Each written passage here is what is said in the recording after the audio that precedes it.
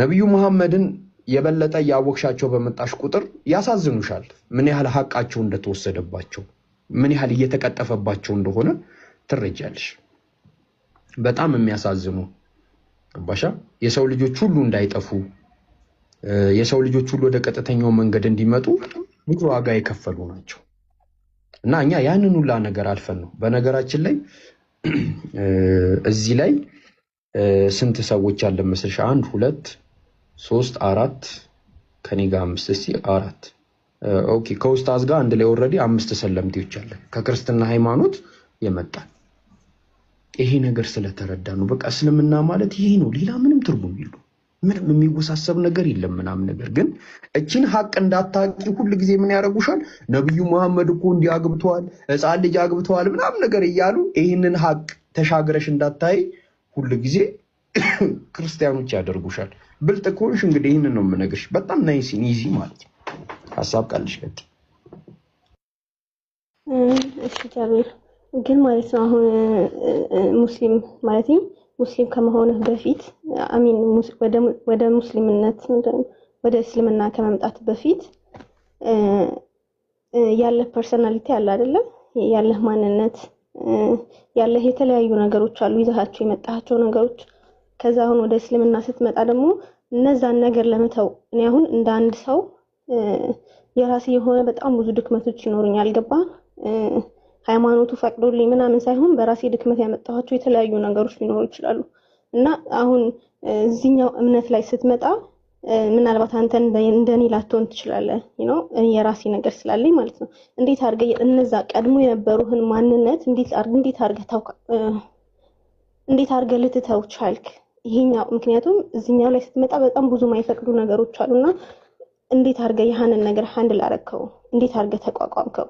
ፕላስ የሰውስ እንዴት ነው የተቀበለ ስለ ይሄ ከቤተሰብ ጀምሮ እኔ አሁን በትንሹ ስነግርህ በጣም ነው በውስጥ የሚሰድቡኝ ምናምን ማለት ነው። ገና ሳልሰልም ገና ጥያቄ ላይ ነኝ። አክቹአሊ ግን ጥያቄ ላይ ሆኜ በዛ አይነት ነገሮች ከመጡ እንዴት ነው አሁን ወደ እምነቱ ደግሞ ገብተህ የሰው ነገር አለ የምታውቃቸው ጓደኞች ምናምን እንዴት አድርገህ እነዛን ነገሮች ሃንድል አረካቸው?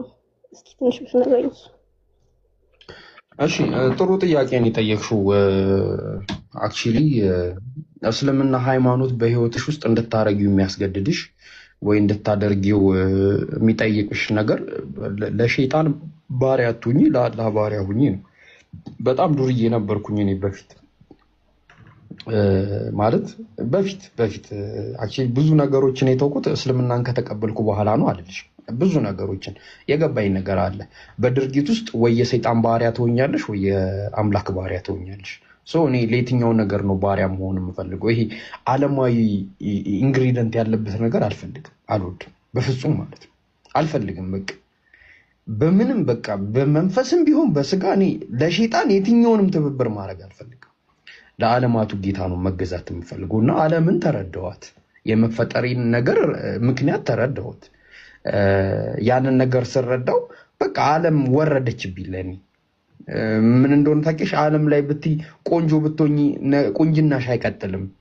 እንደው በወንዶች ዙሪያ ወይኔ ያለባበሷ ሰውነቷ የተባለልሽ ብትሆኚ የሆነ ጊዜ ነው። ገባሽ አይደለ? ገንዘብ ቢኖርሽ ጊዜ ነው፣ እውቀት ቢኖርሽ ጊዜ ነው። ሁሉም ነገር በጊዜ ውስጥ ይሻላል። ገባሽ አይደለ? አንቺ ዓለም ላይ ባሉ ምንም ራዕይ በሌላቸው አምላካቸውን ባልይዙ ሰዎች ተጨብጭቦልሽ በፈጣሪ ዘንድ ያለሽ ቦታ ባዶ ቢሆንልሽ ምን ይጠቅምሻል? ምንም ጥቅም የለውም። ግን አንድ ሰው በፈጣሪው ዘንድ የከበረ ሆኖ በፈጣሪው ዘንድ ጥሩ ነገር ኖሮት በዓለም ምን አይነት ቦታ ቢሰጥሽ who cares? እኔ አሁን አንድ ነገር ልንገርሽ፣ ከሰለምኩ በኋላ በህይወቴ ጓደኛ የምላቸው አንድ ሰው የለም። ህይወቴ ላይ አንድ ሰው እንዲመጡም አልፈልግም። ምክንያቱም እኔ አንድ ጓደኛ ኖሮኝ ለምን ሰይጣን አመልካለሁ አይለኝም። አዝኝለት መክረዋለሁ፣ ግን አልጠላም፣ በፍጹም አልቀየርበትም፣ በፍጹም ማለት ነው። ግን ያው እነሱ ያሳዩኝ ነገር ይሄ ስለሆነ እንደነገርኩሽ ኦልሬዲ እኔ ሙስሊም እንደሆንኩ አያውቁም። ግን ኦልሬዲ ከክርስትና ስወጣ በጣም ዚያር ላይክ በጣም ኦፌንሲቭ ነበሩ፣ በጣም ማለት ነው። ላይክ አይ ዶንት ማይንድ፣ ምን አገባኝ እንዴ? ፈጣሪን እኮ ነው እያስኩ ያለሁት። ሰው ይሄዳል፣ ሰው ይመጣል። ገባሽ? እነሱ ከጀሃነም እሳት አያስጥሉኝ።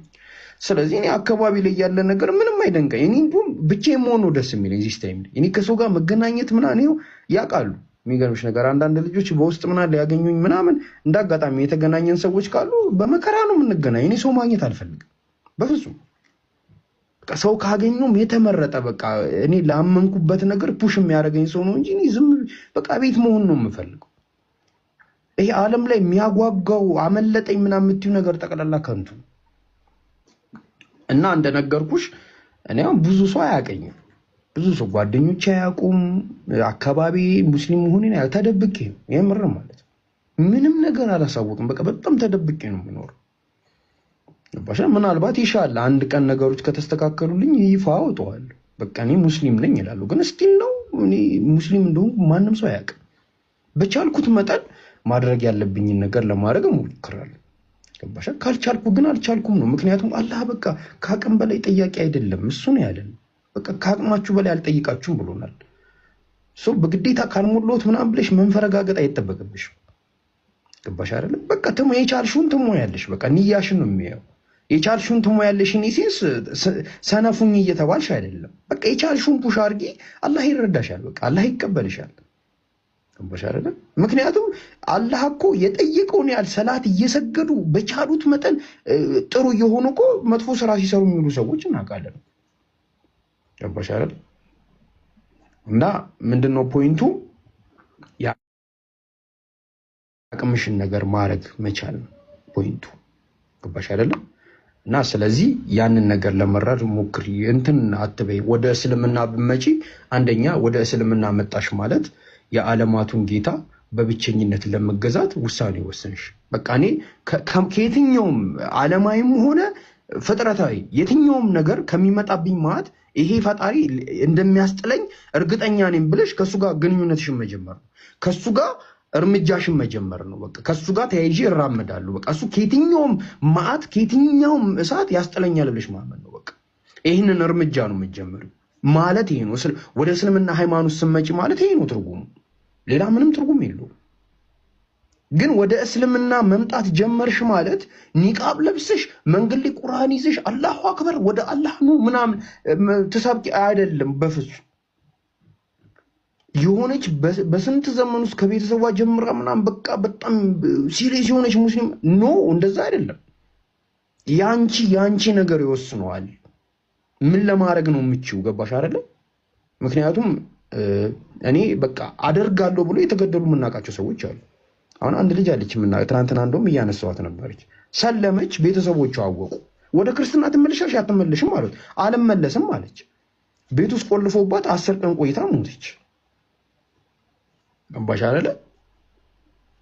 እና የሆነም ወደ ማክረሩ መግባት ሳይሆን ቀስ እያልሽ ሰላትሽን ተደብቀሽ ትሰግጃለሽ፣ ቁርአንሽን ትቀሪያለሽ። ዋናው ነገር አላህን መገዛትሽ ነው። በቃ that's the main point።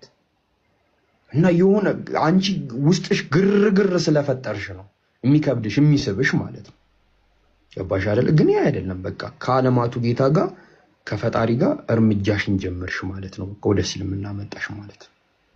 ከዛ እሱ እንድትገዢ በሚፈልገው መንገድ ደግሞ ቀስ እያልሽ ነገሮችን እያስተካከልሽ ትሄጃለሽ። ቀስ እያልሽ እምችውን ያህል ማለት ነው። እማችው ከሆነ ግን አላህ ራሱ አይጠይቅሽም። በምን ራሱ ሎጂካልም አይደለም እኮ ከአቅምሽ በላይ በሆነ ነገር መጠየቅ ስሜት አይሰጥም። ኢና አለይና ጀምዐሁ ወቁርአነ ቁርአንን በልብህ ላይ እንሰበስበዋለን አለ። ስለዚህ ቁርአን ነብዩ አይረሱም ወይም ደግሞ አላህ ይጠብቃቸዋል። ቁርአን ራሱ ተአምር መጽሐፍ ስለሆነ ማለት ነው። ስለዚህ ነብዩ ሰለላሁ ዐለይሂ ወሰለም ቁርአንን በቃላቸው ያፍዛሉ፣ ለሌሎችም ትውልድ ያስተምራሉ ማለት ነው። ይሄን ካየን ግን ቁርአን ብቻ አይደለም የሚወረደው። ኦኬ አምላካችን ቀጥሎ ቁርአን ላይ ምን አለ? ወነጅሚ ኢዛ ሀዋ ካለ በኋላ ማ ضل صاحبكم وما غوى وما ينطق عن الهوى ነብዩ መሐመድ ከራሳቸው አይናገሩም ማለት ነብዩ ንግግራቸው በሙሉ በዲን ጉዳይ ላይ ከአላህ ነው። ከራሳቸው ፈጥሮ የሚናገሩት ንግግር ጭራሽኑ የለም። ለዛ ነው ቃል በቃል ወማ ينطق عن الهوى ሱረቱ ነጅም ቁጥር 4 ላይ ከልብ ወለድ አይናገርም ማለት። ስለዚህ ነብዩ እያንዳንዱ ንግግራቸው ትክክለኛ ንግግር እንደሆነ እንመለከታለን ማለት ነው። ኦኬ አምላካችን ቀጥሎ ምን አለ? ወማ አታኩም الرسول فخذوه መልእክተኛው ይዞ የመጣውን ነገር በሙሉ ተቀበሉ አለ። ነብዩ ቁርአን አላህ የሰጣቸው ቁርአን ብቻ ነው እንዴ? አይደለም። ትምህርትም አለ። ትምህርትን ያስተምሩ ነበር። ነብዩ ሰለላሁ ዐለይሂ ወሰለም ይናገሩ ነበር። የሚናገሩት ነገር ደግሞ ምንድነው? አምላካችን ራእይ እየገለጠላቸው ነው ማለት ነው። ኦኬ ቀጥሎ አምላካችን ምን አለ? ኢና አንዘልና ኢለይከ ዚክረ ሊቱበይነሁ ሊናስ አለ። አንተ ነብይ መሐመድ ሆይ እኛ ቁርአን ወደ አንተ አወረድን። ለምን? ሊቱበይነሁ ልታብራራው። አብራሪው ማን ነው? ያጀማ ነብዩ ናቸው። ቁርአን የሚያስተምሩን የሚያብራሩት ማን ናቸው? ነብዩ ናቸው። ያ ያብራሩበት እንደምን እንለዋለኛ? ሐዲስ እንለዋለን። ሐዲስ ማለት ንግግር ማለት ነው። ግን በእስጢላህ ምንድነው ካልን አፍዓሉ ነቢ፣ ቀውሉ ነቢ፣ ሲፈቱ ነቢ እነዚህ ሐዲስ ይባላሉ። ነብዩ እንደዚህ አሉ፣ ሐዲስ ነው። ነብዩ መልካቸው እንደዚህ ነበረ፣ ሐዲስ ነው። ነብዩ ታሪካቸው ይሄ ነበር፣ ሐዲስ ነው። ነብዩ እንደዚህ ያደረጉ፣ ተናገሩ፣ አስተማሩ፣ ተግባራቸው በሙሉ ሐዲስ ነው። ለምን? ነብዩ ሰለላሁ ዐለይሂ ወሰለም የሰው ልጆች አርአያና ምሳሌ ናቸው። ስለዚህ የቁርአን ያብራራሉ፣ ይናገራሉ። ለዛ ነብዩ ሰለላሁ ዐለይሂ ወሰለም ምናሉ? ኡክቱቡ አኒ እኔ የምናገረውን ንግግር በሙሉ ጻፉ። ነፍሴ በሱ ጌታ በሆነች እምላለሁ ከአፌ እውነት እንጂ አይወጣም አሉ። ስለዚህ ራሳቸው ነብዩ ሰለላሁ ዐለይሂ ወሰለም እኔ የምናገረውን ንግግር ጻፉ አሉ። ኦኬ ያ የተጻፈውን ደሞኛ ሐዲስ እንለዋለን። ሐዲስ ወደኛ እንዴት መጣ የሚል ነገር ይነሳል። ሐዲስ እንዴት ወደኛ መጣ ካሉን ሱሐቦች ሪድዋኑላሂ ዐለይሂም የአላህ ሰላም የአላህ ወዴታ በእነሱ ላይ ሆነና ነብዩ የተናገሩትን ንግግር በሙሉ ያስተላልፉ ነበር። ምሳሌ እናታችን አይሻ ረዲየላሁ ዐንሃ ድምጽ አለ ሐቢቢ። እሺ ምሳሌ አይሻ ረዲየላሁ ዐንሃ ምን አለች? አምላካችን ቁርአን ላይ ምን አለ? ወዝኩርና እኔ ጋር ነው ጀማ ተላ